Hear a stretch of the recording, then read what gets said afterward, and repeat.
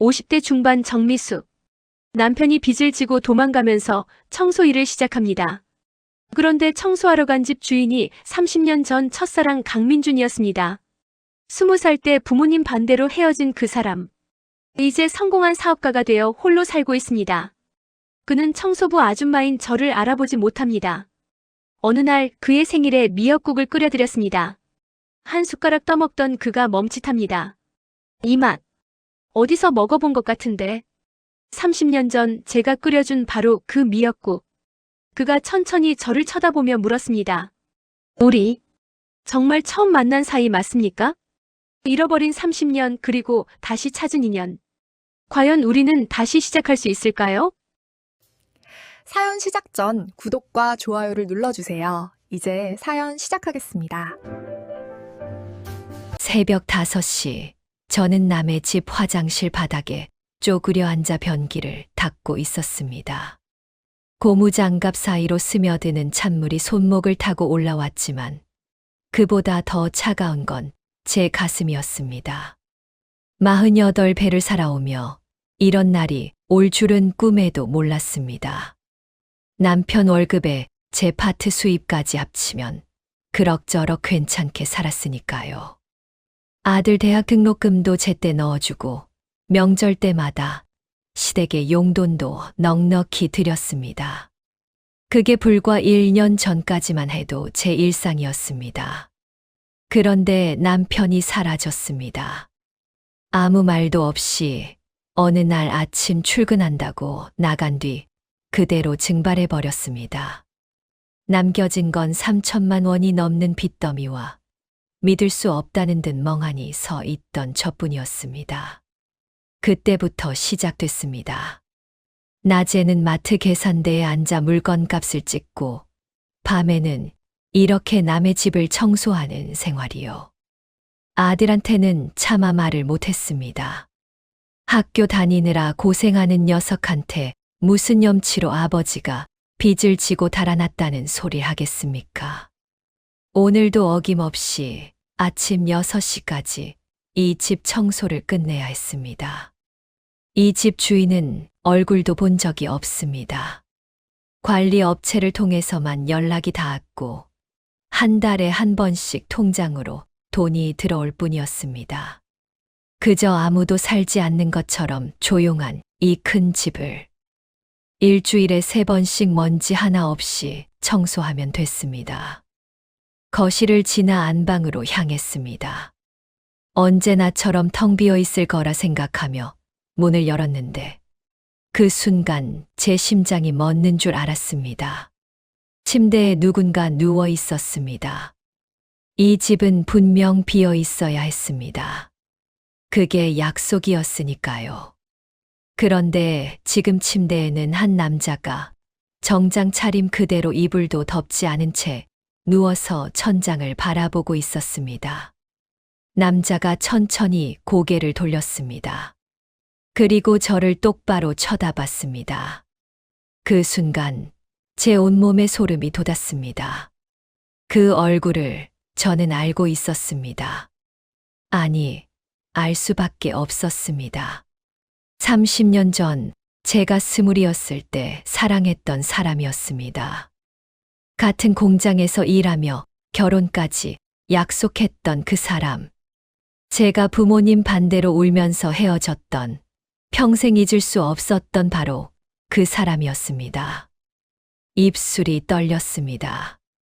20살 때 그토록 예쁘다던 제 얼굴은 온데간데 없고 지금은 고생에 쪼들려 누가 봐도 50줄의 아줌마일 뿐이니까요. 제 손에서 걸레가 떨어졌습니다. 고무장갑을 낀 손이 부들부들 떨렸습니다. 이럴 수가 없었습니다. 세상이 이렇게 좁을 수가 없었습니다. 죄송합니다. 청소업체에서 나온 사람입니다. 댁에 아무도 안 계신 줄 알고 겨우 정신을 차리고 대답했습니다. 그가 천천히 일어나 앉았습니다. 그리고 저를 위아래로 훑어봤습니다. 파란 청소복을 입고 머리는 산발이 된 채 고무장갑을 낀 이 초라한 여자가 자기가 알던 누군가일 이 없다는 표정이었습니다. 괜찮습니다. 앞으로는 집에 제가 있을 겁니다. 해외 출장이 끝났거든요. 그 말과 함께 그는 다시 침대에 들어 누웠습니다. 그리고 눈을 감았습니다. 더 이상 저를 쳐다보지도 않았습니다. 저는 떨어진 걸레를 주워 들고 방을 나왔습니다. 가슴이 터질 것 같았습니다. 어떻게 이런 일이 일어날 수 있단 말입니까? 제가 평생 잊지 못했던 그 사람의 집을 한 달 내내 청소하고 있었다니. 그것도 이런 모습으로. 현관문을 나서는데 뒤에서 그의 목소리가 들려왔습니다. 잠깐만요. 다음 주부터는 매일 나와 주실 수 있습니까? 사람이 사는 집은 매일 손이 가야 하니까요. 급여는 2배로 올려드리겠습니다. 제 발걸음이 멈췄습니다. 2배라니. 그 돈이면 빚을 훨씬 빨리 갚을 수 있었습니다. 아들 등록금도 걱정 없이 낼 수 있었습니다.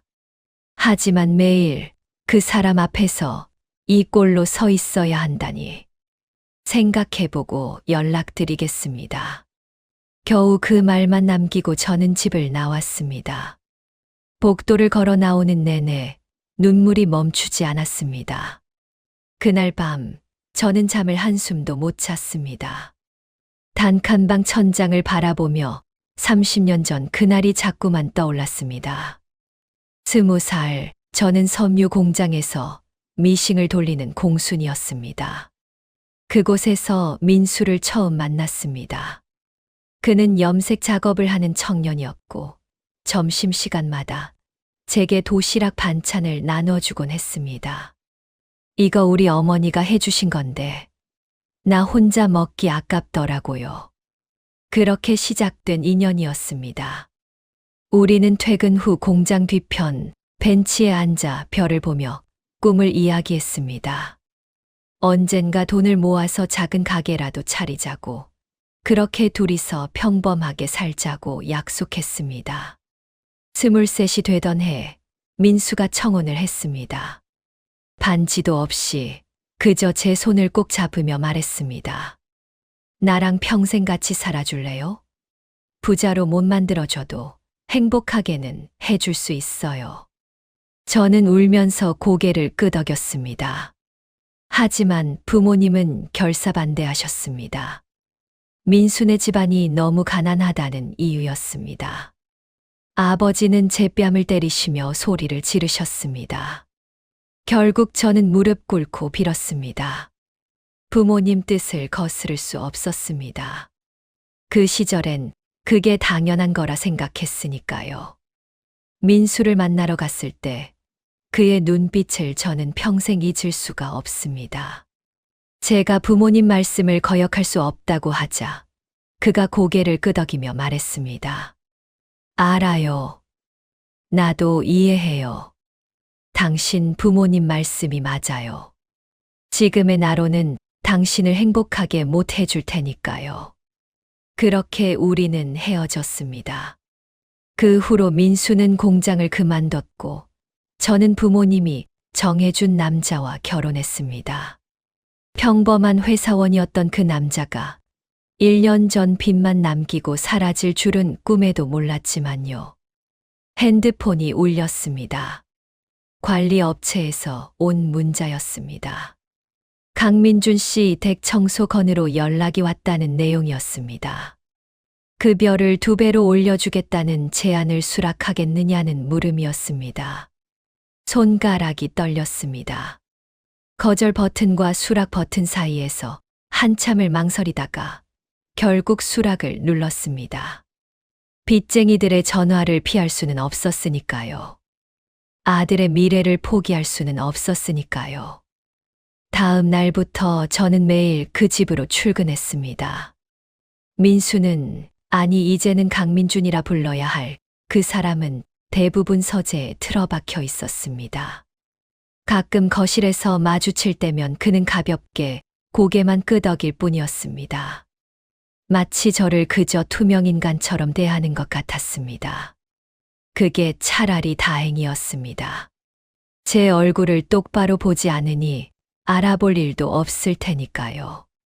일주일쯤 지났을 무렵이었습니다. 아침 일찍 집에 들어갔는데 거실 소파에 그가 앉아 있었습니다. 어제 입었던 옷 그대로였고 머리는 산발이었습니다. 책상 위에는 빈 소주병이 여러 개 놓여 있었습니다. 조심스레 물었습니다. 출근 안 하십니까? 그가 고개를 들었습니다. 눈이 충혈되어 있었습니다. 회사 그만뒀어요. 아니, 회사를 팔았다고 해야겠네요. 이제 할 일이 없어졌어요. 담담한 목소리였습니다. 저는 걸레질을 하다 멈칫했습니다. 왜 그런 말이 입 밖으로 나왔는지 모르겠습니다. 그저 그의 지친 모습이 예전 그 청년과 겹쳐 보였나 봅니다. 힘드신 일이 있으십니까? 그가 쓴 웃음을 지었습니다. 그리고는 천장을 바라보며 혼잣말처럼 중얼거렸습니다. 평생 일만 했더니 정작 남은 게 아무것도 없네요. 돈은 많이 벌었는데 말이죠. 그 말에 제 가슴이 철렁했습니다. 30년 전 가난하지만 행복했던 그 청년의 모습은 온데간데 없었습니다. 그날 이후로 그는 집 밖으로 나가지 않았습니다. 하루 종일 서재에 틀어박혀 있거나 거실 소파에 멍하니 앉아 있었습니다. 식사도 거의 하지 않았습니다. 제가 차려놓은 밥상을 그대로 두고 커피만 들이켰습니다. 보다 못해 제가 된장찌개를 끓여 식탁에 놓았습니다. 어머니가 해주시던 방식 그대로 멸치 육수에 된장을 풀고 감자를 듬뿍 넣어서요. 그날 저녁 그가 처음으로 밥을 먹었습니다. 텅 빈 냄비를 보며 저는 왠지 모를 위안을 느꼈습니다. 다음 날도 저는 찌개를 끓였습니다. 김치찌개, 순두부찌개, 육개장. 그는 말없이 먹었고 저는 말없이 설거지를 했습니다. 그렇게 일주일쯤 지났을 때였습니다. 어느 날 밤 집을 나서려는데 그가 불렀습니다. 뒤돌아보니 그가 식탁에 앉아 저를 보고 있었습니다. 매일 이렇게 음식을 해주시는데 성함도 모르고 지냈네요. 실례지만 이름이 어떻게 되십니까? 심장이 쿵 내려앉았습니다. 이름을 말하면 그가 저를 알아볼까요? 아니면 여전히 모를까요? 한참을 망설이다가 대답했습니다. 정미숙입니다. 정미숙 씨. 그가 제 이름을 천천히 따라 말했습니다. 30년 만에 듣는 그의 목소리에 제 이름이 담겨 있었습니다. 눈물이 핑 돌았지만 꾹 참았습니다. 그는 아무것도 눈치채지 못한 듯 고개만 끄덕였습니다. 그리고는 잘 먹고 있다는 말을 덧붙였습니다. 오랜만에 집밥 같은 걸 먹는다고요. 한 달이 지났습니다. 그 사이 우리 사이에는 묘한 일상이 자리 잡았습니다. 저는 아침마다 그의 집에 가서 청소를 하고 점심을 준비했습니다. 그는 말없이 제가 차린 밥을 먹고 가끔씩 잘 먹었다는 말을 남겼습니다. 그게 전부였습니다. 하지만 그 일상이 저는 싫지 않았습니다. 아니, 오히려 위로가 됐습니다. 어느 날 청소를 하다가 서재 책장에서 낡은 사진첩을 발견했습니다.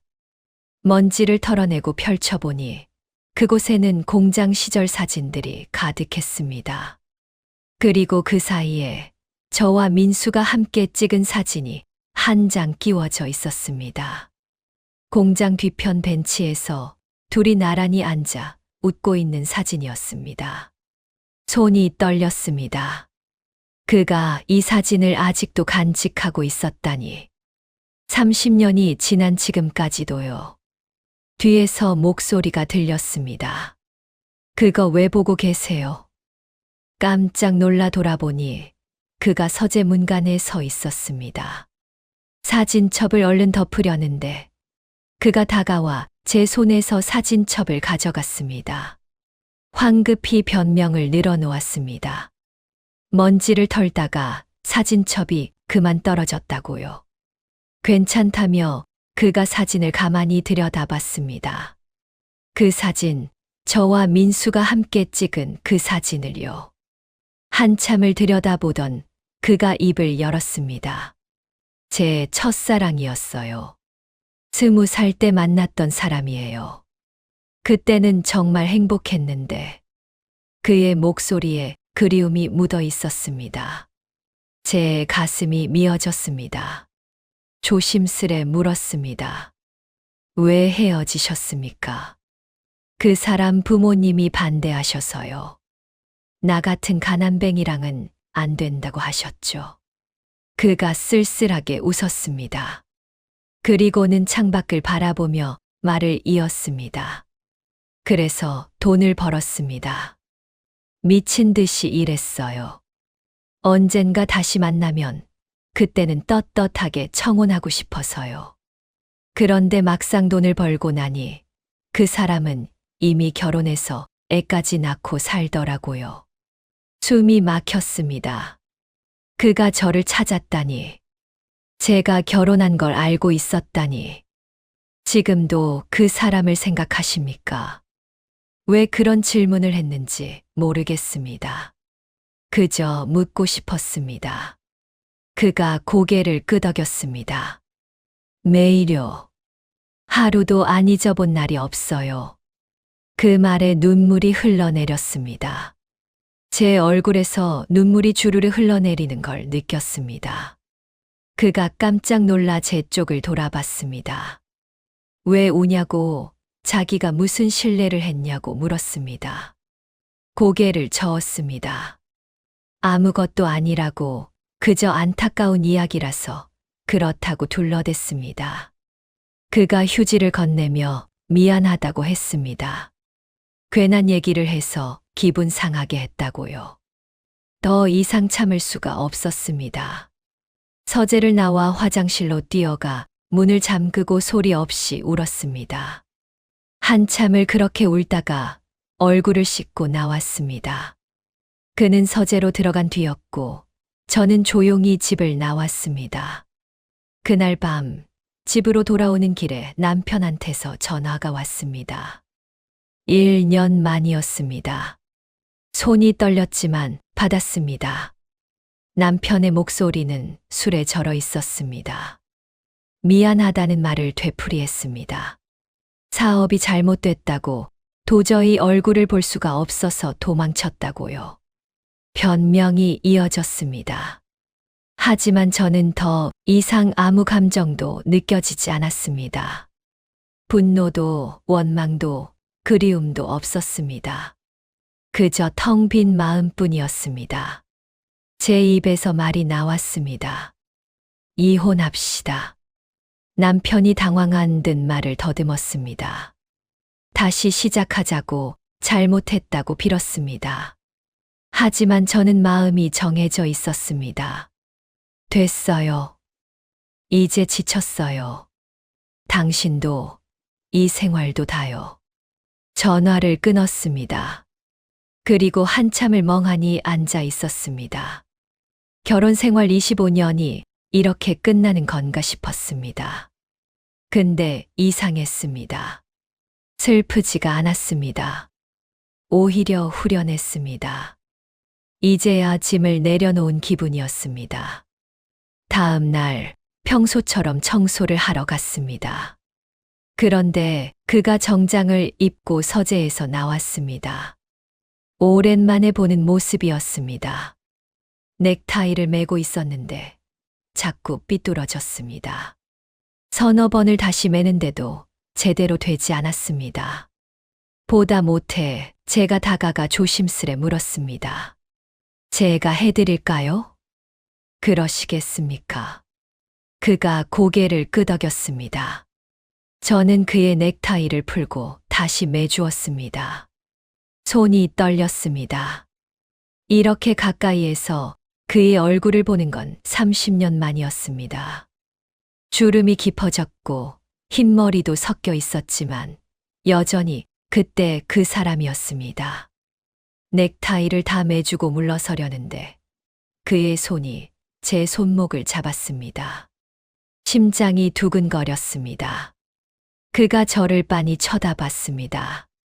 마치 제 얼굴 어딘가에서 무언가를 찾으려는 듯한 눈빛이었습니다. 혹시 우리 전에 만난 적 있지 않습니까? 입술이 떨렸습니다. 그가 말을 이었습니다. 왠지 익숙한 느낌이 들어서요. 당신 손길도, 목소리도, 뒷모습도요. 다 낯설지가 않아요. 말해야 할까요? 제가 그때 그 사람이라고, 30년 전 당신을 사랑했던 그 여자라고 말해야 할까요? 하지만 지금의 이 초라한 모습으로 고백할 수는 없었습니다. 처음 뵙는 사이입니다. 결국 또 거짓말을 했습니다. 그의 손이 제 손목에서 떨어졌습니다. 그는 잠시 저를 바라보다가 고개를 끄덕이고 현관으로 향했습니다. 문을 열고 나가려던 그가 돌아서며 말했습니다. 오늘 저녁은 제가 준비해 놓겠습니다. 정미숙 씨도 같이 드실래요? 한 번만이라도요. 그의 목소리에 간절함이 묻어 있었습니다. 거절할 수가 없었습니다. 그렇게 대답하고 말았습니다. 그가 문을 나서고 저는 한참을 멍하니 서 있었습니다. 가슴이 두근거렸습니다.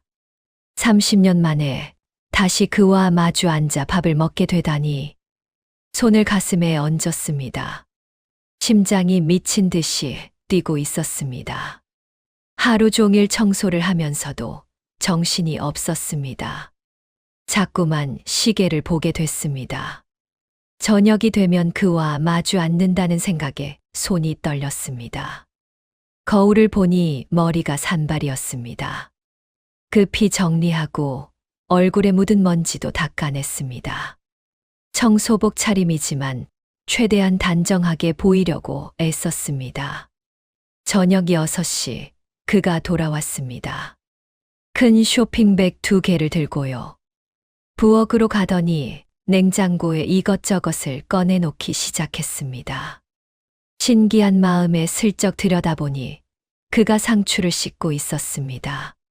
서툰 솜씨였지만 정성스럽게 한 장 한 장 씻어내고 있었습니다.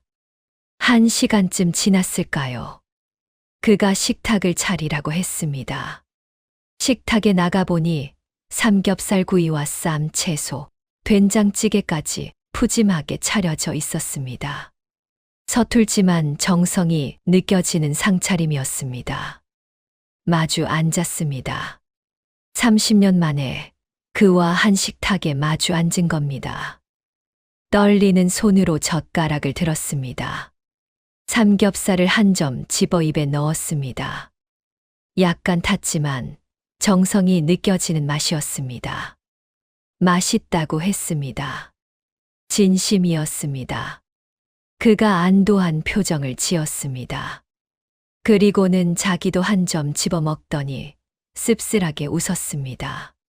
이렇게 누군가와 밥을 먹는 게 얼마만인지 모르겠다고요. 회사 다닐 땐 늘 혼자 먹었다고요. 외로우셨겠다는 말이 저절로 나왔습니다. 그가 고개를 끄덕였습니다. 외로웠다고요. 늘 그랬다고요. 사람들은 자기가 성공했다고 하지만 정작 자기는 아무것도 가진 게 없는 것 같았다고요. 돈도 명예도 다 있지만 함께 나눌 사람이 없으니 의미가 없더라고요. 우리는 그렇게 말없이 밥을 먹었습니다. 가끔씩 눈이 마주쳤고 그럴 때마다 서로 어색하게 웃었습니다. 이상했습니다. 30년이라는 시간이 흘렀는데도 그와 마주 앉아 있으니 옛날 그때로 돌아간 기분이었습니다. 공장 뒤편 벤치에서 도시락을 나눠 먹던 그 시절처럼요. 식사가 끝나갈 무렵 그가 조심스레 입을 열었습니다. 정미숙 씨, 실례가 아니라면 여쭤봐도 될까요? 결혼은 하셨습니까? 심장이 철렁했습니다. 어떻게 대답해야 할까요? 잠시 망설이다가 솔직하게 말했습니다. 했었다고요. 이제 곧 이혼할 예정이라고요. 그가 고개를 끄덕였습니다. 더 이상 묻지 않았습니다. 그저 찌개를 한 숟가락 더 떠서 제 그릇에 담아 주었습니다. 그 작은 행동에 눈물이 날 것 같았습니다. 설거지를 하려는데 그가 말렸습니다. 자기가 할 테니 그냥 앉아 있으라고요. 그가 서투르게 그릇을 씻는 모습을 보며 저는 묘한 기분이 들었습니다. 30년 전 우리가 함께 살았다면 이런 모습이었을까요? 퇴근 후 함께 저녁을 먹고 설거지를 하고 그렇게 소소하게 살았을까요? 설거지를 끝낸 그가 거실로 왔습니다. 소파에 나란히 앉았습니다. 어색한 침묵이 흘렀습니다. 그가 먼저 입을 열었습니다. 정미숙 씨, 앞으로도 계속 이 집 일을 맡아주실 수 있습니까? 당신이 있으니까 집이 따뜻해지는 것 같아요. 당연하다고 대답했습니다. 그가 안도한 표정을 지었습니다. 그리고는 창밖을 바라보며 혼잣말처럼 중얼거렸습니다. 오랜만에 집에 돌아오고 싶다는 생각이 든다고요. 그 말에 가슴이 뭉클했습니다. 저도 그랬습니다. 이 집에 오는 게, 그를 보는 게, 이제는 하루의 유일한 낙이 되어버렸으니까요. 시계를 보니 밤 9시였습니다. 일어서며 말했습니다. 이제 가봐야겠다고요. 현관까지 배웅을 나온 그가 말했습니다. 조심히 들어가세요. 내일 또 뵙겠습니다. 고개를 끄덕이고 문을 나섰습니다. 엘리베이터를 타고 내려오는 내내 가슴이 따뜻했습니다. 30년 만에 느껴보는 이 감정이 무엇인지 저는 알고 있었습니다. 그리고 그게 얼마나 위험한 감정인지도요. 그날 이후로 우리의 일상은 조금씩 변해갔습니다. 그는 이제 서재에만 틀어박혀 있지 않았습니다. 제가 청소를 할 때면 거실에 나와 앉아서 신문을 읽는 척하면서 슬쩍슬쩍 저를 쳐다봤습니다. 그 시선이 느껴질 때마다 가슴이 두근거렸습니다. 50 중반의 나이에도 이런 설렘이 있다는 게 신기했습니다. 어느 날 아침 청소를 하다가 그가 부엌으로 왔습니다. 커피를 내리겠다며 커피 머신 앞에 섰는데 사용법을 몰라 한참을 헤매고 있더군요. 보다 못해 제가 다가가 도와드렸습니다. 그런데 그때 손이 스쳤습니다. 우리 둘 다 깜짝 놀라 물러섰습니다. 어색한 침묵이 흘렀고 커피가 내려지는 소리만 부엌에 울렸습니다.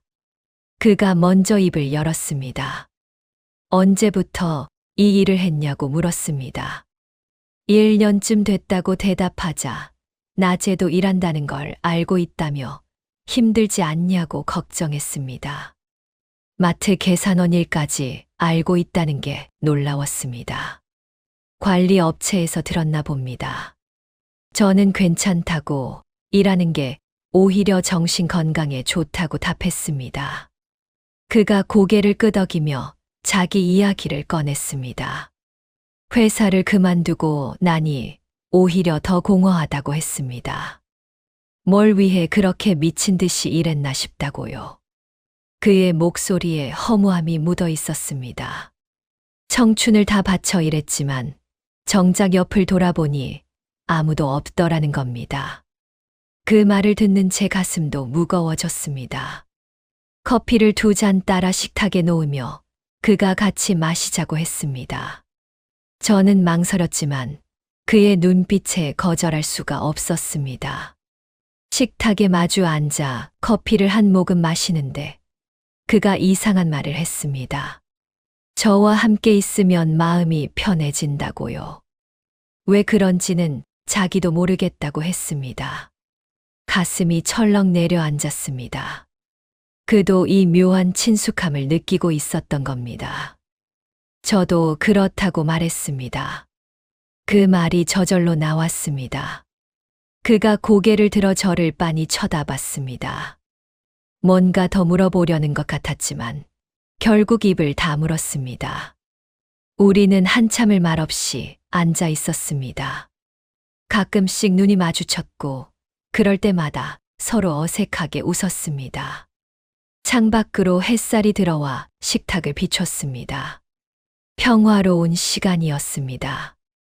이런 평범한 순간이 이렇게 소중할 줄 몰랐습니다. 30년을 돌아서 이렇게 다시 마주 앉아 있다는 게 기적 같았습니다. 그날 오후 청소를 마치고 나가려는데 그가 저를 불렀습니다. 내일이 자기 생일인데 저녁을 같이 먹자고 했습니다. 오랜만에 누군가와 생일을 보낼 수 있을 것 같다며 조심스럽게 물었습니다. 생일. 저는 알고 있었습니다. 7월 15일. 30년 전 제가 케이크를 구워줬던 바로 그날이었습니다.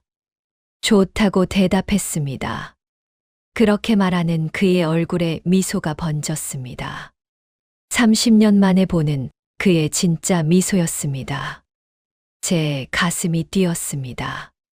집을 나와 엘리베이터를 탔습니다. 문이 닫히자 눈물이 났습니다. 내일 다시 그와 마주 앉게 된다는 게 기쁘면서도 슬펐습니다. 이 감정이 얼마나 위험한지 알면서도 멈출 수가 없었습니다. 생일 당일 저는 새벽부터 부산하게 움직였습니다. 단칸방 부엌에서 미역국을 끓였습니다. 어머니께 배운 방식 그대로 소고기를 참기름에 볶고 미역을 넣어서요. 그리고 작은 케이크도 샀습니다. 비싸지 않은 것이었지만 정성스럽게 골랐습니다. 생일상을 차린다는 것만으로도 가슴이 벅찼습니다. 그의 집에 도착했을 때는 아침 7시였습니다. 조심스럽게 문을 열고 들어갔는데 거실에 불이 켜져 있었습니다. 그가 소파에 앉아 있었습니다. 잠을 못 잔 듯 눈이 충혈되어 있더군요. 벌써 왔냐며 놀라는 그에게 생신이라 미역국을 끓여드리려고 왔다고 말했습니다. 그가 놀란 표정을 지었습니다. 제가 부엌으로 가서 냄비를 꺼내 미역국을 데우기 시작했습니다. 구수한 냄새가 집 안 가득 퍼졌습니다. 그가 부엌 문 앞에 서서 그 모습을 지켜봤습니다. 그러다 어떻게 자기 생일을 아냐고 물었습니다. 순간 말문이 막혔습니다.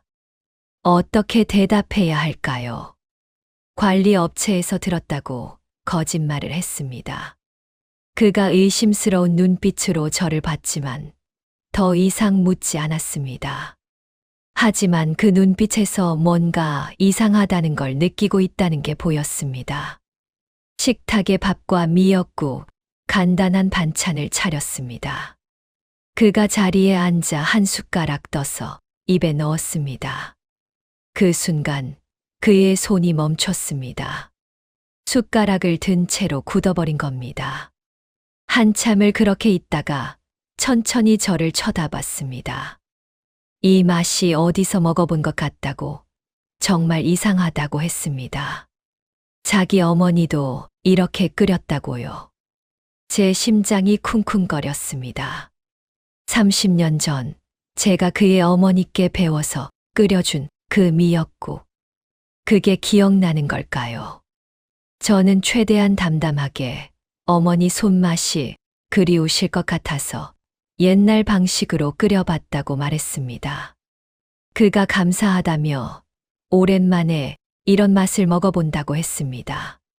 그는 눈을 감고 천천히 미역국을 떴습니다. 하지만 계속 이상한 표정으로 저를 쳐다봤습니다. 뭔가 알아차린 것 같았지만 확신하지 못하는 눈빛이었습니다. 식사 내내 그런 눈빛이 이어졌습니다. 저는 애써 태연한 척했지만 손이 자꾸 떨렸습니다. 식사를 마치고 설거지를 하고 있는데 그가 뒤에 서 있었습니다. 조용히 제 이름을 불렀습니다. 그리고는 정말 처음 만난 사이가 맞냐고 물었습니다. 자꾸 예전에 알던 사람 같은 느낌이 든다고요. 손에서 그릇이 떨어질 뻔했습니다. 겨우 붙잡고 처음이라고 대답했습니다. 그가 한숨을 쉬며 말을 이었습니다. 그런데 왜 자꾸 그런 느낌이 드냐고요. 제 손길도 요리 솜씨도 말투까지도 낯설지가 않다고요. 심지어 미역국 맛까지 기억 속 그 사람과 똑같다고요. 돌아서서 그를 봤습니다. 그의 눈에 눈물이 고여 있었습니다. 자기가 미쳤나 보다고 했습니다. 죽은 사람을 저한테서 찾고 있다고요. 죽은 사람이 누구냐고 물었습니다. 그가 첫사랑이라고 답했습니다. 몇 년 전에 교통사고로 돌아가셨다고 들었다고요. 온몸이 얼어붙었습니다. 누가 왜 그런 거짓말을 한 걸까요? 입을 열려는데 그가 손을 저었습니다. 아무것도 아니라고 그냥 혼잣말이었다고 했습니다. 신경 쓰지 말라고요. 그렇게 말하고 그는 서재로 들어가 버렸습니다. 저는 한참을 부엌에 서 있었습니다. 그가 저를 죽은 사람으로 알고 있었다니. 그래서 저를 찾지 않았던 걸까요? 가슴이 미어지는 것 같았습니다. 그날 저녁 약속대로 생일 식사를 했습니다. 하지만 분위기는 어색하기만 했습니다. 그는 계속 무언가 묻고 싶어 하는 것 같았지만 입을 다물고 있었습니다. 저도 마찬가지였습니다. 진실을 말하고 싶었지만 용기가 나지 않았습니다. 밥을 먹는 내내 침묵만 흘렀습니다. 식사를 마치고 케이크를 꺼냈습니다. 초 5개를 꽂고 불을 붙였습니다. 소원을 빌라고 했습니다. 그가 눈을 감았습니다. 한참을 그렇게 있다가 촛불을 껐습니다. 케이크를 자르며 그가 제게도 소원이 있냐고 물었습니다. 만약 이루어질 수 있다면 무엇을 바라겠냐고요. 가슴이 먹먹했습니다. 소원이요. 제 소원은 하나뿐이었습니다. 시간을 되돌려서 30년 전으로 돌아가는 것. 그때 부모님 말씀을 거역하고 그와 함께하는 것. 시간을 되돌리고 싶다고 말했습니다. 어느 때로 돌아가고 싶냐고 묻자 잘못된 선택을 하기 전으로 돌아가고 싶다고 답했습니다. 그가 고개를 끄덕이며 자기도 그렇다고 했습니다. 돌아갈 수 있다면 그때로 돌아가고 싶다고요. 그리고 이번에는 절대 놓치지 않을 거라고요. 우리는 서로를 바라봤습니다. 그 순간 시간이 멈춘 것 같았습니다. 그가 천천히 손을 뻗어 제 손을 잡았습니다. 따뜻했습니다. 30년 전 그때처럼요. 그가 조용히 부탁했습니다. 자기 옆에 좀 더 있어 달라고요. 그냥 이렇게 함께 있어 주시기만 해도 좋다고요. 눈물이 났습니다. 참으려 했지만 주르르 흘러내렸습니다. 그가 깜짝 놀라 손을 놓으려 했지만 저는 오히려 그의 손을 꽉 잡았습니다. 함께 있겠다고 대답했습니다.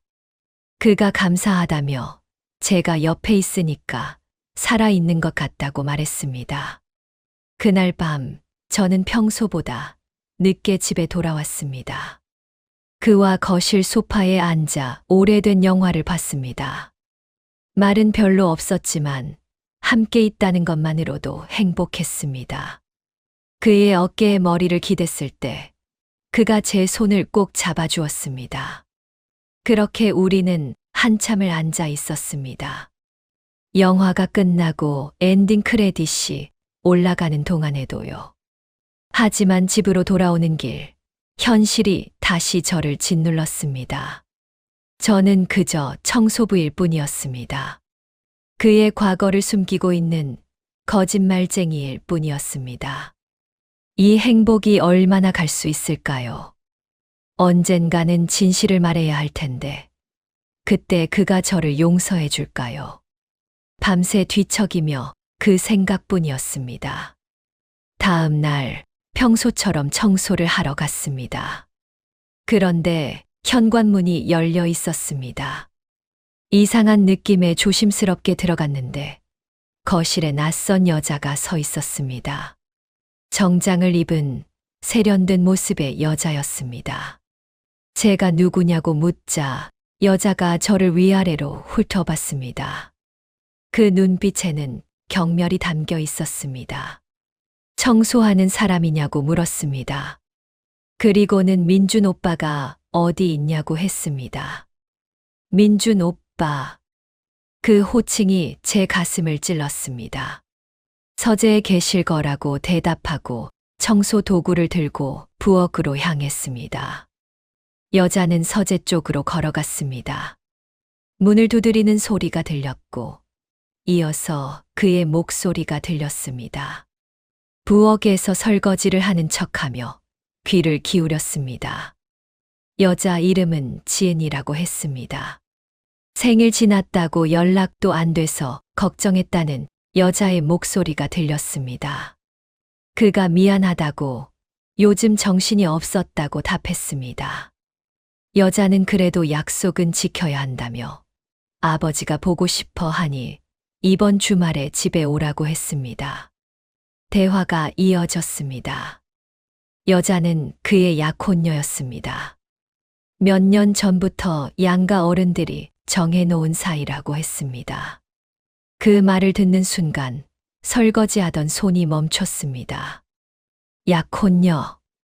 그에게는 이미 정해진 사람이 있었던 겁니다. 어젯밤 그 따뜻했던 순간들이 한순간에 무너져 내렸습니다. 여자가 나왔습니다. 저를 보더니 말했습니다. 앞으로 자기가 자주 올 테니까 청소 시간을 오후로 바꾸라고요. 아침에는 오빠랑 시간을 보내고 싶다고 했습니다. 알겠다고 대답했습니다. 그리고 음식은 만들지 말라고 했습니다. 자기가 챙길 거라고요. 혹시 오빠가 뭐 부탁한 것 있냐고 물었습니다. 없다고 답했습니다. 한마디 한마디가 비수처럼 꽂혔습니다. 여자는 만족스러운 표정으로 나갔습니다. 그와 함께요. 현관문이 닫히는 소리가 들렸습니다. 혼자 남은 집에서 저는 한참을 서 있었습니다. 텅 빈 거실이 더욱 휑하게 느껴졌습니다. 식탁 위에는 어제 먹다 남은 케이크가 놓여 있었습니다. 손을 뻗어 만지려다가 그냥 뒀습니다. 청소를 마치고 나가려는데 휴대폰에 문자가 왔습니다. 그였습니다. 미안하다고, 갑자기 일이 생겼다고, 저녁은 못할 것 같다고 했습니다. 짧은 문자였습니다. 더 이상 아무 말도 없었습니다. 답장도 하지 않았습니다. 무슨 말을 해야 할지 몰랐으니까요. 그저 휴대폰을 가방에 넣고 집을 나왔습니다. 그날부터 모든 게 변했습니다. 그는 아침에 나타나지 않았습니다. 제가 청소를 할 때면 이미 외출한 후였고 저녁에도 돌아오지 않았습니다. 가끔 그 여자, 지은이라는 사람이 와서 짐을 챙겨갔습니다. 옷까지, 서류 같은 것들이요. 저는 묵묵히 청소만 했습니다.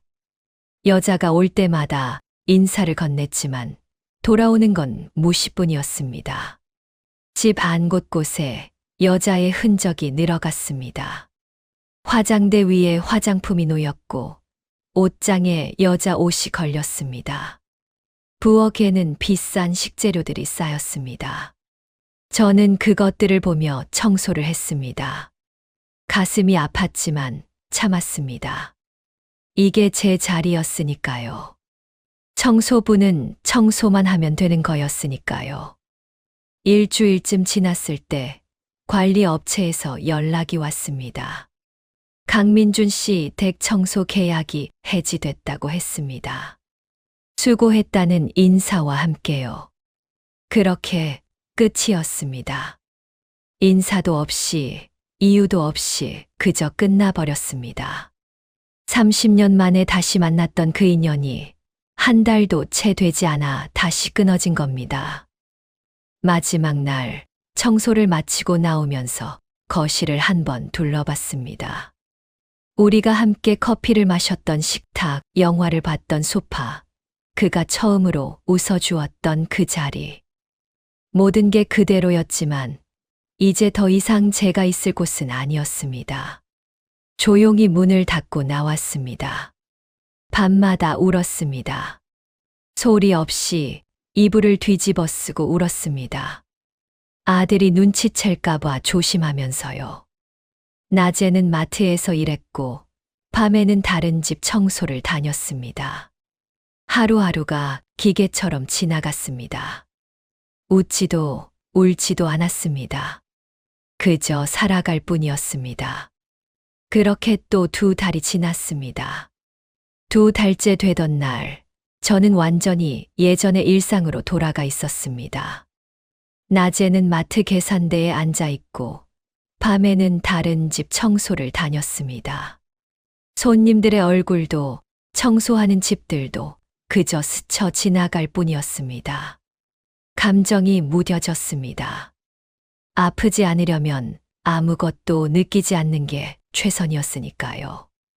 어느 날 밤 마트에서 퇴근하는데 비가 내렸습니다. 우산이 없었지만 그냥 걸었습니다. 비에 흠뻑 젖어 집으로 돌아오는 길이었습니다. 그때 누군가 제 앞을 막아섰습니다. 그였습니다.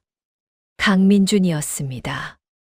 비에 젖은 채로 서 있었습니다. 한 손에는 우산도 들고 있지 않았습니다. 왜 여기에 있냐고 물었습니다. 그가 떨리는 목소리로 대답했습니다. 찾았다고요. 2달 동안 찾았다고요. 그리고는 제 이름을 불렀습니다. 미수가. 그 이름을, 그 호칭을 30년 만에 듣는 순간 눈물이 쏟아졌습니다. 그가 30년 전 그 사람이 맞냐고, 자기 첫사랑이 맞냐고 물었습니다. 숨이 멎었습니다. 어떻게 알았냐고 겨우 물었습니다. 그가 미역국 이야기를 꺼냈습니다. 그 맛이 계속 머릿속을 떠나지 않았다고요. 분명 어디서 먹어본 맛인데 도저히 기억이 안 났다고요. 그러다가 며칠 전에 깨달았답니다. 23 생일 때 제가 처음 끓여준 그 미역국이었다는 걸요. 그가 한 발 다가왔습니다.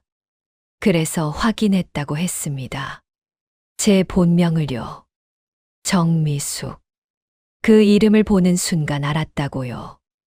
제가 죽었다는 건 거짓말이었고, 제가 바로 자기 앞에 있었다는 걸요. 왜 이제야 왔냐고 물었습니다. 미안하다고 했습니다.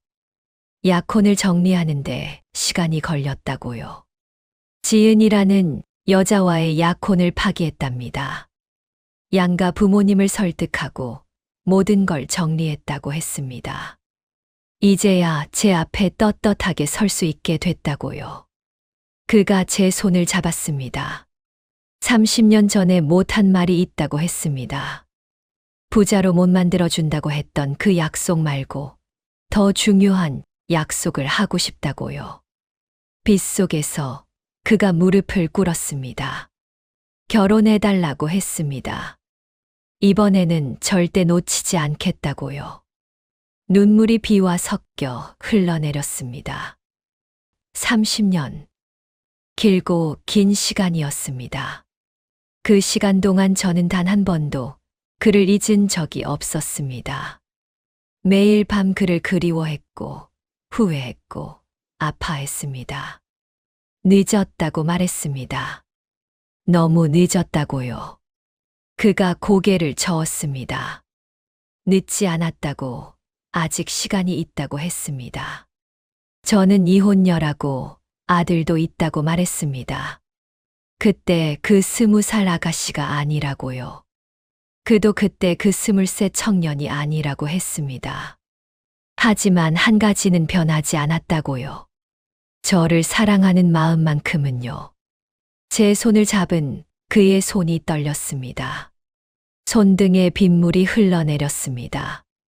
아니, 그것은 그의 눈물이었습니다. 제발 이번에는 함께 하자고 했습니다. 부모님 반대도 없고 누구도 우릴 갈라놓을 수 없다고요. 그러니까 제발 자기한테 돌아오라고 했습니다. 그의 목소리에 간절함이 묻어 있었습니다.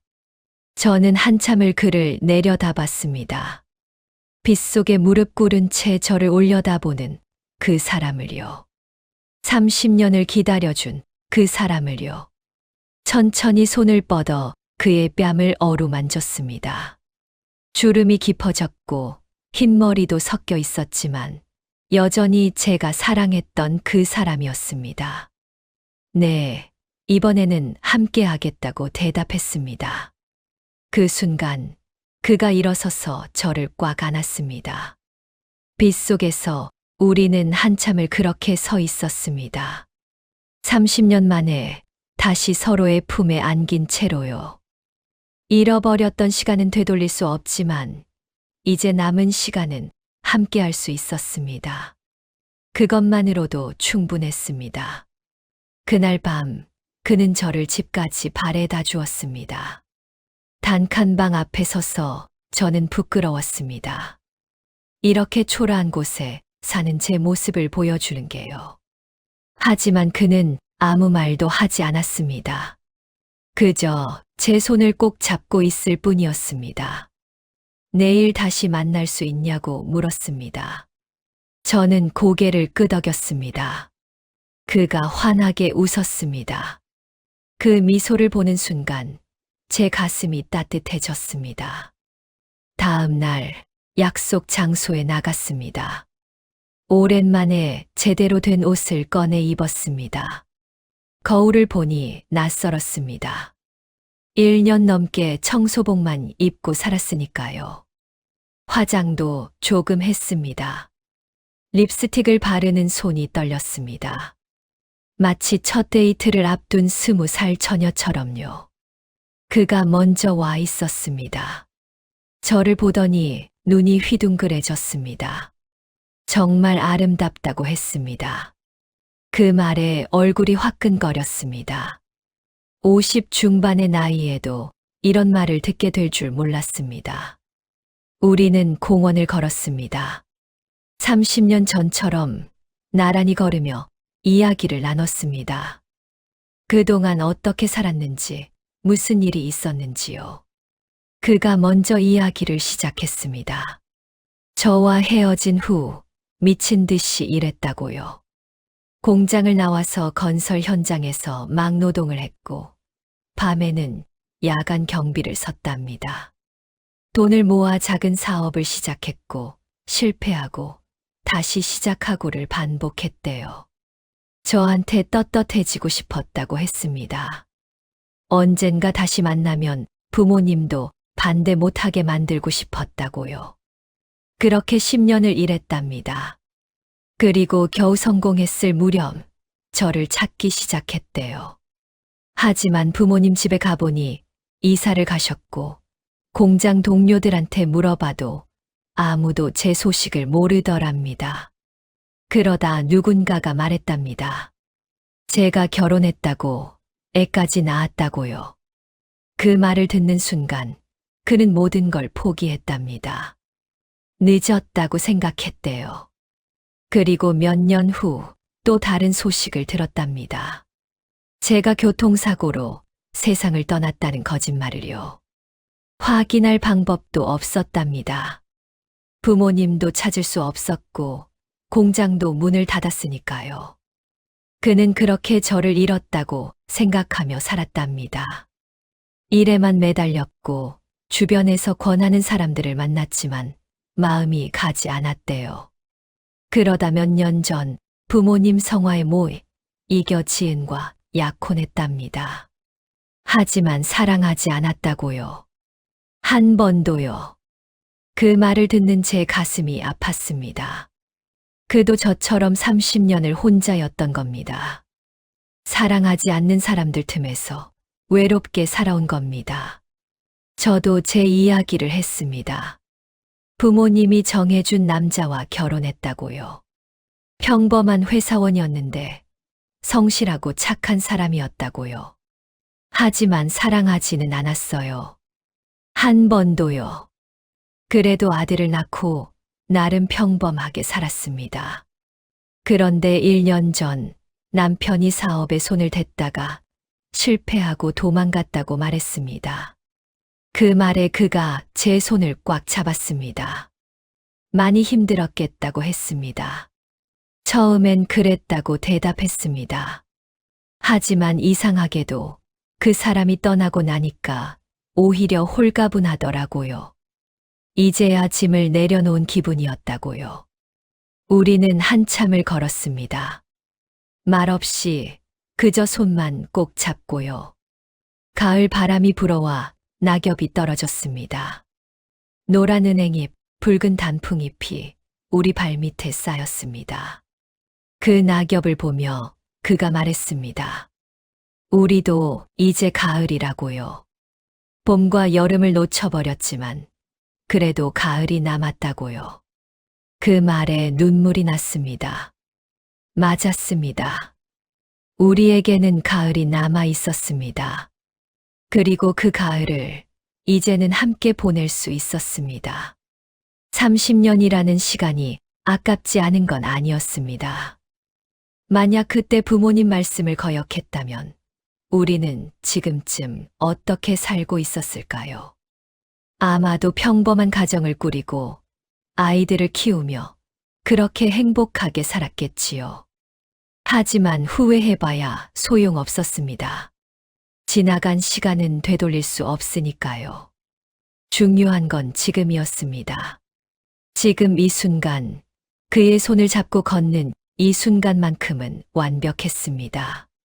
공원을 한 바퀴 돌고 나와 벤치에 앉았습니다. 석양이 지고 있었습니다. 하늘이 붉게 물들었습니다. 그가 제 어깨에 머리를 기대게 해주었습니다. 따뜻했습니다. 이렇게 평온한 순간이 올 줄 몰랐습니다. 30년을 헤매다가 이제야 집에 돌아온 기분이었습니다. 그의 심장 소리가 들렸습니다. 규칙적이고 안정적인 소리였습니다. 그 소리를 들으며 저는 눈을 감았습니다.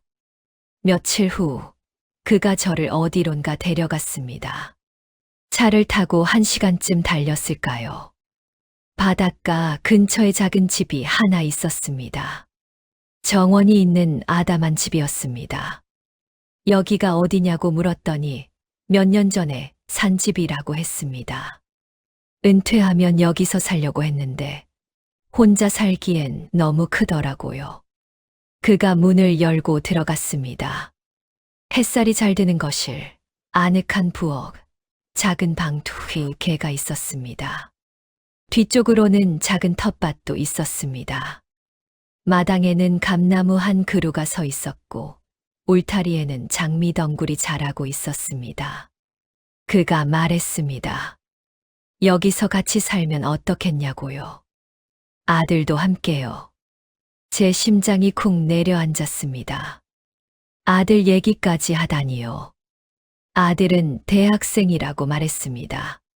그럼 방학 때 오면 된다고 했습니다. 아니면 주말에라도요. 자기도 아들을 만나보고 싶다고 했습니다. 그의 진심이 느껴졌습니다. 이 사람은 정말로 저와 함께 살 생각을 하고 있었습니다. 아들까지 포함해서요. 저는 집 안을 천천히 둘러봤습니다. 부엌에는 큰 식탁이 있었고 거실에는 편안한 소파가 놓여 있었습니다. 창문으로 바다가 보였습니다. 아름다웠습니다. 파도 소리가 희미하게 들려왔습니다. 그도 처음 봤을 때 한눈에 반했다고 했습니다. 언젠가 사랑하는 사람과 여기서 살고 싶다고 생각했다고요. 우리는 텃밭으로 나갔습니다. 작은 밭이었지만 상추며 토마토며 몇 가지 채소가 자라고 있었습니다. 주말마다 내려와서 가꾼다고 했습니다. 혼자 먹기엔 많은데 이제 같이 먹을 사람이 생겼다며 웃었습니다. 저도 따라 웃었습니다.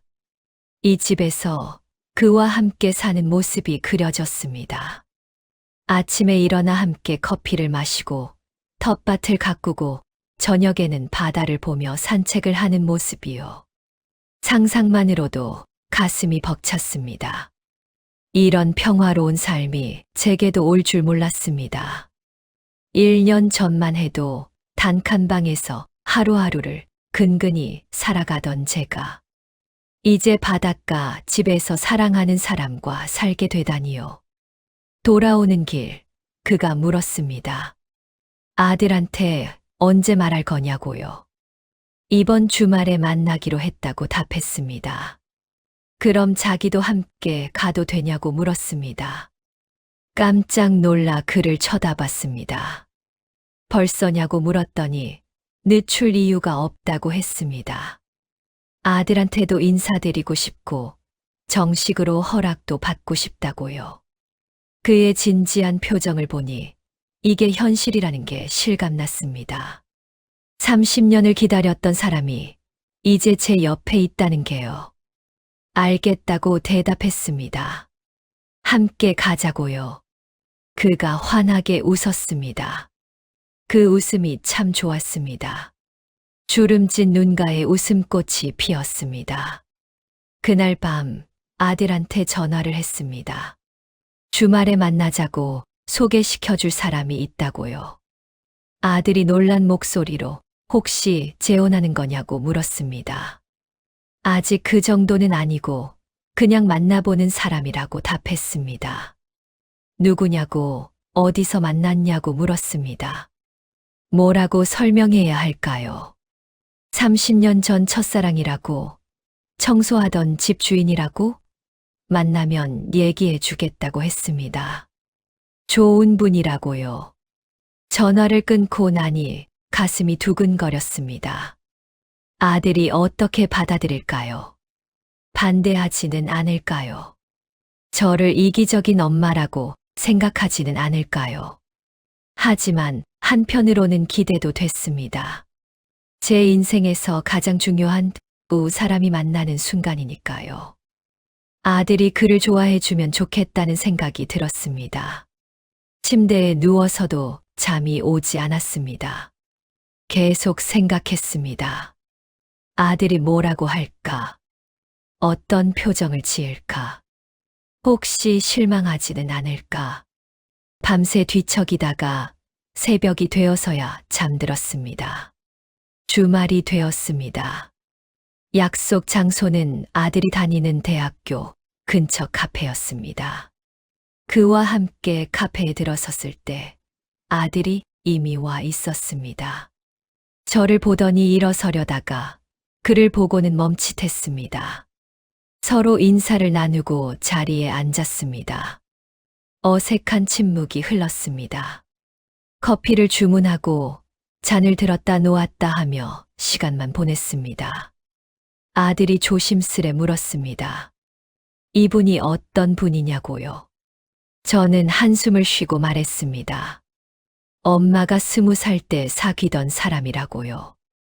아들이 놀라며 아빠 만나기 전이냐고 물었습니다.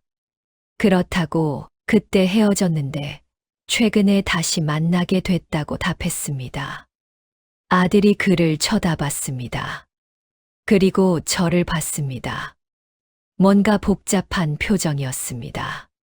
재혼하려는 거냐고 물었습니다. 그가 입을 열었습니다. 자기가 말해도 되겠냐고 했습니다. 아들이 고개를 끄덕였습니다. 그가 진지하게 말했습니다. 어머니를 30년 동안 잊지 못했다고요. 늦었지만 이제라도 함께하고 싶다고요. 어머니를 행복하게 해드리고 싶다고요. 아들이 한참을 그를 쳐다봤습니다. 그리고 왜 그때 헤어졌냐고 물었습니다. 제가 대답했습니다. 외할아버지, 외할머니가 반대하셨다고요. 민준 씨 집안이 가난하다고요. 아들이 그래서 엄마가 포기한 거냐고 물었습니다. 그렇다고 답했습니다. 아들이 쓴 웃음을 지었습니다. 그럼 엄마는 사랑하지도 않는 아빠랑 결혼한 거라고 했습니다. 그 말이 가슴에 꽂혔습니다. 아들이 이어서 말했습니다. 엄마가 왜 그렇게 힘들게 사셨는지 이제 알겠다고요. 사랑하지 않는 사람이랑 25년을 산 거라고요. 눈물이 났습니다. 아들이 제 손을 잡았습니다. 이제 엄마 하고 싶은 대로 하라고 했습니다. 자기도 다 컸다고 엄마 걱정 안 해도 된다고요. 그리고 그를 보며 말했습니다. 우리 엄마 힘들게 하면 안 된다고요. 이미 충분히 고생했다고요. 그가 약속하겠다고 평생 잘 모시겠다고 대답했습니다. 아들이 고개를 끄덕였습니다. 그리고 저를 보며 웃었습니다.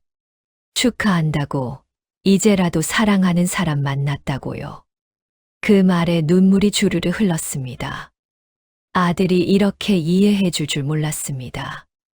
오히려 축하해 주다니요. 휴지를 꺼내 눈물을 닦았습니다. 그가 제 등을 토닥여 주었습니다. 카페를 나오며 아들이 말했습니다. 자기가 다음 달에 군대 간다고요. 그 전에 결혼식 올리라고 했습니다. 엄마 결혼식 보고 가고 싶다고요. 그렇게 빠르냐고 물었더니 빠른 게 아니라 늦은 거라고 했습니다. 30년이나 기다렸는데요. 아들의 말이 맞았습니다. 이미 충분히 기다렸습니다. 우리는 아들과 저녁을 먹었습니다. 대학교 근처 작은 식당이었습니다. 아들은 그에게 이런저런 질문을 했습니다. 무슨 일을 하시냐고, 어디 사시냐고, 취미가 뭐냐고요. 그는 성실하게 대답했습니다. 아들이 점점 편안한 표정이 되어갔습니다. 식사를 마치고 아들과 헤어질 때 아들이 제게 속삭였습니다. 좋은 분 같다고 잘하라고요. 그날 밤 집에 돌아와서도 아들의 말이 계속 맴돌았습니다. 축하한다고 했던 그 말, 이제 엄마 하고 싶은 대로 하라고 했던 그 말이요. 아들이 이렇게 이해해 줄 줄 몰랐습니다. 가슴이 벅찼습니다. 아들한테 미안하면서도 고마웠습니다. 25년 동안 사랑 없는 결혼 생활을 견뎌온 제게 아들이 이제 행복하라고 허락해 준 겁니다. 휴대폰에 문자가 왔습니다. 그였습니다. 아들이 정말 좋은 청년이라고 잘 키우셨다고 했습니다. 그리고 다음 주에 혼인신고 하러 가자고 했습니다. 네, 좋다고 답장을 보냈습니다. 손이 떨렸습니다. 30년 만에 드디어 그와 부부가 되는 겁니다. 이게 꿈만 같았습니다. 다음 주가 되었습니다. 그와 함께 구청에 갔습니다. 혼인신고서를 작성했습니다. 펜을 들고 제 이름을 쓰는데 손이 떨렸습니다. 30년 전 부모님 반대로 포기했던 그 사람과 이제 정식으로 부부가 되는 겁니다. 믿기지 않았습니다. 이게 꿈은 아닐까 싶었습니다. 글씨가 삐뚤빼뚤 써졌지만 그게 오히려 제 떨리는 마음을 보여주는 것 같았습니다. 신고서를 제출하고 나왔습니다. 그가 제 손을 잡았습니다. 이제 정말 자기 아내라고 했습니다. 네, 라고 대답했습니다. 30년 걸렸지만 드디어 이뤘다고 했습니다. 그 말에 눈물이 났습니다. 행복의 눈물이었습니다. 구청 앞 벤치에 앉아 한참을 그렇게 있었습니다. 그저 손을 잡고 앉아서 서로를 바라보며요. 우리는 그 길로 바닷가 집으로 향했습니다. 이제 그곳이 저희 집이었습니다. 짐은 많지 않았습니다. 1년 동안 단칸방에서 살면서 가진 게 별로 없었으니까요. 옷가지 몇 벌, 사진첩 하나, 그리고 아들 어릴 적 사진들이 전부였습니다. 그래도 괜찮았습니다. 새로운 시작이니까요. 집에 도착해서 짐을 풀었습니다. 그가 사진첩을 보며 물었습니다. 이게 아들 어릴 때 사진이냐고요. 네, 귀엽다고 했더니 엄마를 닮아서 잘생겼다고 했습니다. 우리는 사진을 보며 한참을 이야기했습니다. 아들이 어떻게 자랐는지, 어떤 아이였는지요. 돌 때 처음 걸었던 이야기, 유치원 때 친구랑 싸워서 울며 집에 왔던 이야기, 초등학교 운동회 때 1등 했던 이야기요. 그도 자기 이야기를 해주었습니다.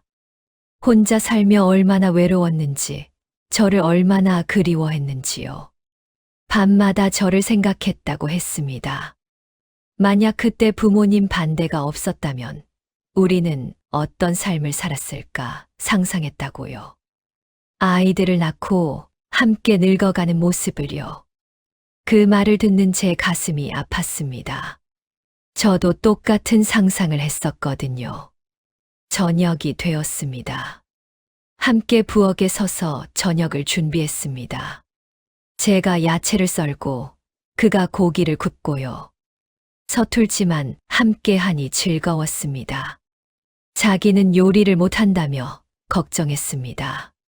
괜찮다고 제가 가르쳐 주겠다고 했습니다. 그럼 내일부터 배우겠다며 웃었습니다. 우리는 웃으며 요리를 했습니다. 식탁에 앉아 밥을 먹었습니다. 창문으로 저녁 바다가 보였습니다. 석양이 바다를 붉게 물들이고 있었습니다. 아름다웠습니다. 저도 매일 봐도 안 질린다고 했습니다. 우리는 밥을 먹으며 이런저런 이야기를 나눴습니다. 앞으로 어떻게 살 것인지, 무엇을 하며 지낼 것인지요. 소소한 계획들을 세웠습니다. 식사를 마치고 산책을 나갔습니다. 바닷가를 따라 천천히 걸었습니다. 파도 소리가 들렸고 바람이 불었습니다. 차가운 바람이었지만 상쾌했습니다. 그가 제 어깨에 팔을 두르고 말했습니다. 행복하다고요. 저도 그렇다고 답했습니다. 이게 꿈은 아니냐고 물었습니다. 꿈이라면 깨지 않았으면 좋겠다고 했습니다. 우리는 웃으며 걸었습니다. 30년 전에도 이렇게 함께 걸었었습니다. 공장 뒤편 작은 길을 손을 잡고 걸었었지요. 그때는 미래가 불안했지만 지금은 달랐습니다. 이제 우리에게는 함께할 시간이 있었습니다. 그것만으로도 충분했습니다. 불안할 것도 두려울 것도 없었습니다. 집으로 돌아와 거실 소파에 앉았습니다. 그가 저를 꽉 안아주었습니다. 그의 품에 안겨 있으니 모든 게 평화로웠습니다. 30년을 헤맸지만 이제야 집에 돌아온 기분이었습니다. 사랑한다고 말했습니다. 저도 사랑한다고 답했습니다. 그 말을 하는 순간 눈물이 났습니다. 행복의 눈물이었습니다. 그가 제 눈물을 닦아주었습니다. 한 달이 지났습니다. 아들이 입대하는 날이었습니다. 훈련소 앞에서 아들을 배웅했습니다. 그도 함께 왔습니다. 아들이 저를 안으며 말했습니다. 건강하라고, 제대하면 또 보자고요. 그래, 몸 조심하라고 답했습니다. 아들이 그를 보며 엄마 잘 부탁한다고 했습니다. 걱정 말라고, 잘 모시겠다고 대답했습니다. 아들이 들어가는 모습을 보며 눈물이 났습니다. 이제 정말 혼자가 된 기분이었습니다. 아니, 혼자가 아니라 둘이었습니다. 그가 제 어깨를 안아주었습니다. 울지 말라고, 금방 제대할 거라고 했습니다. 그 말에 위로가 됐습니다. 훈련소를 나와 주차장으로 걸어가는데 다른 부모들도 눈시울을 붉히고 있었습니다. 모두 같은 마음이었겠지요. 집으로 돌아오는 길, 그가 말했습니다. 텃밭을 가꾸자고요. 아들이 제대할 때쯤이면 좋은 채소들이 자라 있을 거라고요. 그 말에 마음이 놓였습니다. 집에 도착해서 텃밭으로 나갔습니다. 봄이 되어 따뜻한 바람이 불었습니다. 함께 밭을 갈고 씨앗을 뿌렸습니다. 상추, 토마토, 고추, 가지. 여러 가지 씨앗을 심었습니다. 이거 다 자라면 아들한테 보내줘야겠다고 말했습니다. 그래야 한다고 군대 음식 맛없다던데 우리가 키운 채소 보내주면 좋아할 거라고 했습니다. 우리는 매일 텃밭을 가꿨습니다. 아침에 일어나면 함께 물을 주고 잡초를 뽑았습니다. 그리고 조금씩 자라나는 새싹들을 보며 기뻐했습니다. 생명이 자라는 모습을 보는 건 신기했습니다. 어느 날 텃밭에서 일하다가 그가 말했습니다. 행복하다고요. 이렇게 저와 함께 있는 게요. 저도 그렇다고 답했습니다. 30년을 기다린 보람이 있다고 했습니다. 저는 그의 손을 잡았습니다. 흙이 묻은 손이었지만 따뜻했습니다. 미안하다고 말했습니다. 그때 부모님 말씀 거역하지 못해서요. 아니라고, 다 지난 일이라고 했습니다. 중요한 건 지금 우리가 함께 있다는 거라고요. 맞았습니다. 과거는 바꿀 수 없지만 현재는 우리 것이었습니다. 그리고 미래도요. 저녁이 되어 집으로 들어왔습니다. 함께 저녁을 먹고 소파에 앉아 텔레비전을 봤습니다. 그의 무릎에 머리를 기대니 머리를 쓰다듬어 주었습니다. 사랑한다고 했습니다. 저도 사랑한다고 답했습니다. 그 말이 이제는 자연스러웠습니다. 창밖으로 보름달이 떠올랐습니다. 달빛이 바다를 은빛으로 물들였습니다. 그 달빛 아래서 우리는 서로를 껴안았습니다. 잃어버렸던 시간은 되돌릴 수 없지만 이제 남은 시간은 함께 할 수 있었습니다. 그것만으로도 충분했습니다. 30년. 길고 긴 시간이었습니다. 하지만 그 시간이 있었기에 지금 이 순간이 더욱 소중했습니다. 우리는 서로를 놓치지 않기로 했습니다. 이번에는 절대로요. 매일 아침 눈을 뜨면 그가 옆에 있었습니다. 그게 얼마나 감사한 일인지 몰랐습니다. 아들한테서 편지가 왔습니다. 훈련소에서 보낸 첫 편지였습니다. 잘 지내고 있다고 걱정하지 말라고 썼더군요. 그리고 마지막에 이렇게 적혀 있었습니다. 엄마, 행복하세요. 엄마가 웃는 모습 보니까 저도 기뻤어요. 그 글을 읽으며 눈물이 났습니다. 그에게 편지를 보여주었습니다. 그도 눈시울이 붉어졌습니다. 좋은 아들을 두셨다고 했습니다. 네, 자랑스러운 아들이라고 답했습니다. 우리는 아들에게 답장을 썼습니다. 잘 지내고 있다고, 제대하면 맛있는 거 많이 해주겠다고요. 텃밭 채소도 잘 자라고 있다고요. 밤이 깊었습니다. 침대에 누워 그의 품에 안겼습니다. 그가 자장가를 불러주었습니다. 서투른 목소리였지만 따뜻했습니다. 그 노랫소리를 듣다가 잠이 들었습니다. 꿈속에서 저는 20살로 돌아가 있었습니다. 그와 함께 공장 뒤편 작은 길을 걷고 있었습니다. 행복한 꿈이었습니다.